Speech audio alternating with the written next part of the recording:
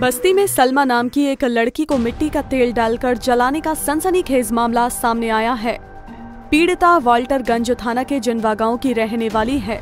सलमा का कसूर केवल इतना था कि वो मोबाइल से बात करती थी। मोबाइल से बात करने की वजह से सलमा से उसके परिजन बेहद नाराज थे।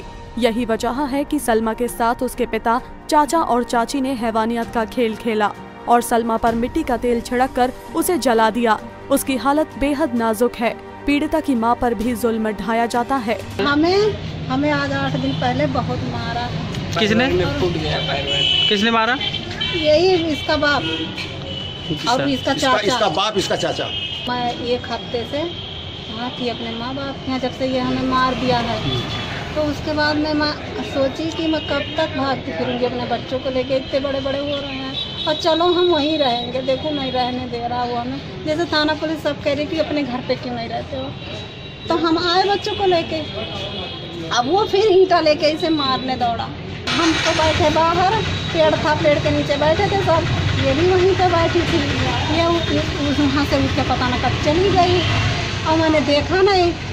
ये अब इससे पूछ रही हूँ तो ये कह रही है कि हमें प्यार दिया और फिर उसके बाद में मिट्टी तेल डाल के मुझे जला दिया।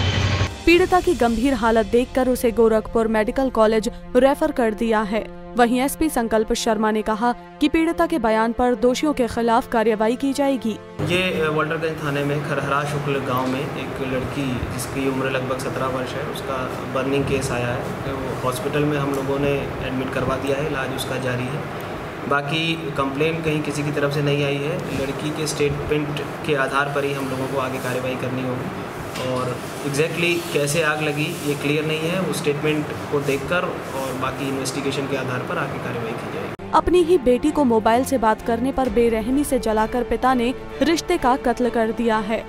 उम्मीद है कि पुलिस इस गंभीर मामले में दोषियों को सख्त से सख्त सजा दिलाएगी। पंजाब केसरी टीवी के लिए बस्ती से विवेक श्रीवास्तव की रिपोर्ट।